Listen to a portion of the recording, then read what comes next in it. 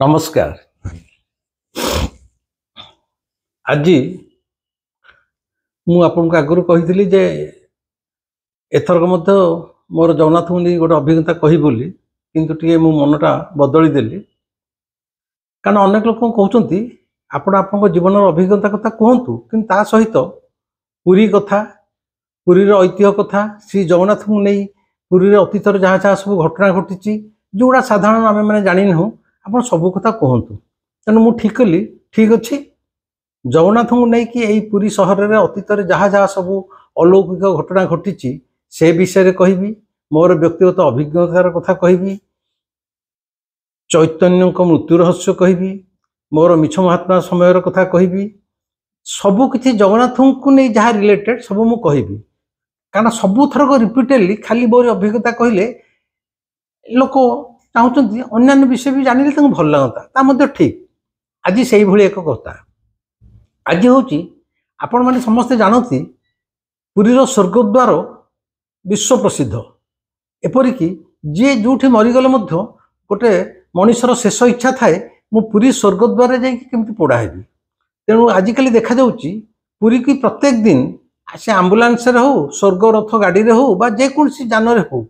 ओडिशार विभिन्न प्रांतरू एपरिकी दिल्ली में कहीं भले बड़ लोक मैंने से फ्लाइट आणिकी पुरी स्वर्गद्वार पड़ुंट आम मैंने समस्ते जानू आपण मैंने भी जानती किंतु कथा हूँ ना स्वर्गद्वार कहीं स्वर्गद्वार हवा पछर अतीतर घटना कौन बा इतिहास कौन बा कौन घटी जद्वारा केवल पुरीर श्मशान घटना ना हूँ स्वर्गद्वार अन्य कौटे ना स्वर्गद्वार नुहे कौन से एपरिक भारत वर्षर मध्य नुह स्वर्गद्वार केवल गोटे ता श्रीक्षेत्र पुरी रे आज तारी कथा अनेक घटना घटी जाऊे संसार रे अतीत भी एमती घटना घटी जाइए से घटना गुड़िक जी अलौकिक जी रहस्यमय ताकू जदि जुक्ति छल ज्ञानर गरिमारे तर्क भितर आपण तार सत्यता जाना चाहिए किसी पाइपर ना एवं यही घटना मान केवल प्रकृति रे जे घटे ता नुह श्री जगन्नाथ को नहीं अतीत अनेक घटना घटी जाइए घटुची एवं भविष्य घटुथिबो कारण आध्यात्मिक जगत है एक रहस्यमय जगत जो जगत को विज्ञान धरी पारिबो नहीं किंबा आम मान भली साधारण मनीषर सीमित ज्ञान गरिमारे आमे जगन्नाथंकर महिमा को एवं जगन्नाथंकर रहस्यमयता को आदौ कल्पना करि पारिबा नहीं सेमती अतीत रे घटी जाइछि एई भली एक घटना आम मानकर एक विश्वास अच्छी बर्तमान जाए चलुची विशेषकर आम पुरी सहर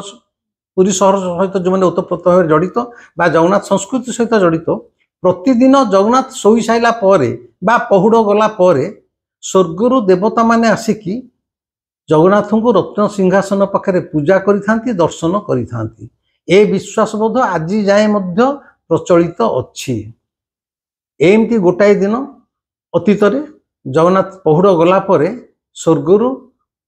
इंद्र देवता तांको दर्शन करने को आसी जगन्नाथ को रत्न सिंहासन पाखे राति दर्शन कले एवं तांको भोक करुला से आनंद बजार भितर को चली आसिले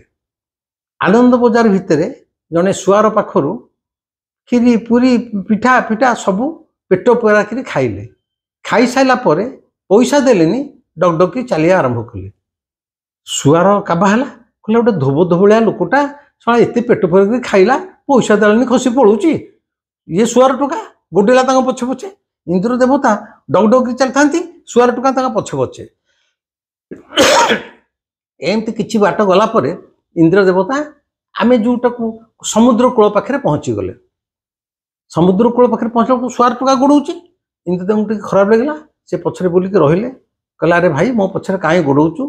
तांकर निजर परिचय देले कारण सुआर तो जानी सी किए बोली सी हूँ गोटे किए धोब धोबा लोक खाई पड़ूला इंद्र देवता कहले देख मु स्वर्गर इंद्र देवता मु आसली जगन्नाथ को दर्शन करी दर्शन कली एवं भोक करूला तुम पाखु पेट पकेट खाइली मत जहाँ सब पिठा पଣା खुआल मु बहुत खुशी किंतु भाई तुमर जो टंका चलुची से टंका मो पाखे ना मु टंका दे परिबिनी किंतु तुम खाद्य बदल रे तमे मते जहा बर मागियो मते मागो मु तुमको देबा को प्रस्तुत अछि। ये कहला कौन मागियो जानला तो ये इंद्र देवता कहला अच्छा हो जदि मते बर देबा को चाहूचंती मु चाहूची मते एभली बर दियंतु मु जेते बेले चाहिबी वर्षा हो बोली वर्षा संगे संगे हे जिवो। इंद्र देवता तथास्तु कही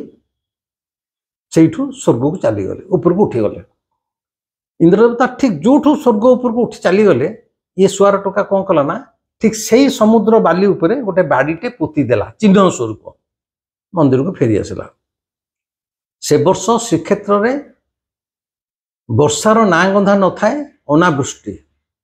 वर्षार ना गंध नहीं सबुआडे हाहाकार पड़गला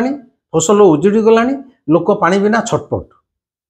एतिक बेलू तार किछि दिन पर कथा कहूँ से सुआर मन पड़गला इंद्र देवता बर कथा आनंद बजार भितर अच्छी कहला अरे मत पर से देते बर जिते मुझे वर्षा हम मु तो परीक्षा आज जाए करनी एने तो सहज आमर ओडिशा वर्षा ना सी सांगे सांगे से आनंद बजार छड़ाई कहला हे इंद्र देवता तुम्हें जो बर देइथलो से अनुसार मुझे चाहूँगी एने सांगे सांगे वर्षा हो। सुआर पाटी एतिक बाहर कि नहीं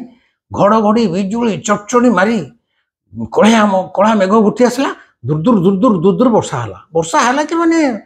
माने नाई नथिया वर्षा सबआड़ थंडा पड़गला ये पानी अभाव तुटीगला वर्षा है। अन्य जो सुआर भाई मैंने सब थे आनंद बजार से देखिए का भाई कहले ए टोका कौन कहला वर्षा हो कथार वर्षा होगा ये कथा जाई पड़ा राजा कान में। राजा कहले मंदिर गोटे साधारण सुआरटे सी कहीदेला वर्षा होगा ता पाखे एत दैवी शक्ति ऐश्वर्य शक्ति अच्छी चल गुली करुच्ची तो डाक राजा पियादे आसी आपको डाकिले कहले चल राजा डाकुंट आर से गांडी पेड़ी पानी जाकि राजा पाखे पहुँचला कि बापा तू कौन कहीदेलु वर्षा है ना आज्ञा मत तो इंद्र देवता बर देते मु कौन करी ना एठी आमको वर्षा करी देखा ताले आम जानबू तो पाखे शक्ति अच्छी। ये टोकार परीक्षा देखापी राइज चक्र मान पुरी सहर सब लोग जमा हो गले राजनगर में राणी आसी पहुँचीगले पाट मंत्री पारिषद समस्ते पहुँचीगले राजा भी आसी बसीगले। ये से मन मन कहला अरे जदि प्रकृत में वर्षा नहब